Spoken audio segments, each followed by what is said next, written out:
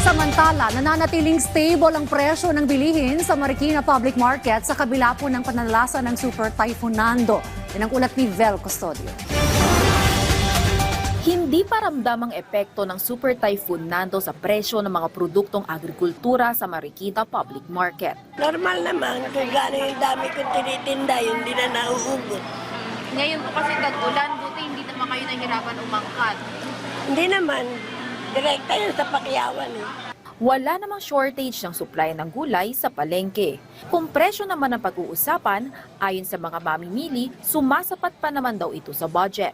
Bali, ito po, yung sitaw, yung panggamit na po sa bahay. Pinagaano naman yung budget, sakto lang doon sa pinamimili para sa 1 week. Yun lang priority ko ang binibili ko. Tapos sa amin na yung iba, sa ano namin, sa barangay. Mayroon naman talipapano.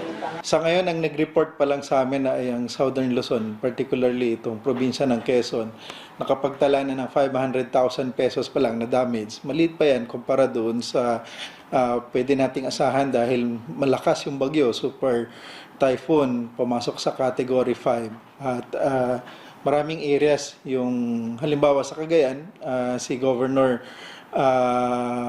ay nag-report na kanina na medyo mataas, nasa more than 400 million na yung reported damage. But of course, it has to be validated by our ground personnel nga sa probinsya at sa rehiyon. Patuloy pang kinokolekta ng Department of Agriculture ang estimated cost of damage report sa mga probinsyang apektado ng bagyo at habagat, partikular sa Cordillera Administrative Region. Ayon sa DA, bagamat ang mga palayan ng pinakaapektado ng bagyo sa Quezon Province, hindi kaanong mararamdaman ang impact nito sa merkado dahil marami pang stocks ng bigas. Maaaring bahagyang tumaas ang presyo ng gulay sa mga susunod na araw. Ang maganda dito, wala namang reported na mga saradong daan. Tuloy-tuloy naman yung biyahe ng mga produkto. So we're not expecting mga sudden surges din sa presyo ng mga bilihin. Especially those na galing sa norte. Para sa presyo ng gulay sa Marikina Public Market ngayong araw, mabibili ang sayote ng 80 pesos kada kilo. Ang patatas ay 100 pesos. Ang talong ay 160 pesos.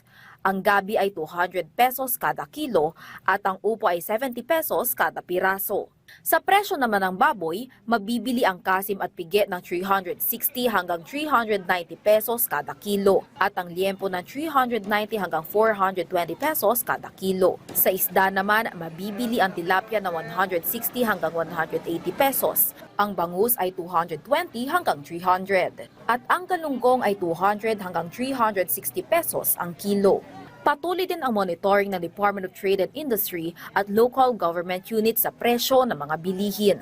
Samantala, may mga nakapreposition ng binhi para sa mga magsasakang naapektuhan ng bagyong Nando. Doon sa mga areas na nabanggit, meron na tayong mga nakapreposition ng mga tawag natin mga binhi. Kagaya sa palay, merong 113,000 bags ng binhi ng palay. Ganon din sa mais, more than 100,000 bags din yan. And then dito naman sa gulay, mga 13,000 kilos ng binhi ng gulay ang nandyan sa mga preposition areas. And then nakipag-usap na rin tayo sa NFA, more than 2 million bags yung pwedeng i-allocate nila dito sa mga damage na to. But of course, depende yun sa request ng mga LGUs at saka ng mga disaster relief agencies. Nangangalap na rin ang datos ang Philippine Crop Insurance Corporation para sa survival at recovery loan ng mga magsasaka. Vel Custodio para sa Pambansang TV sa Bagong Pilipinas.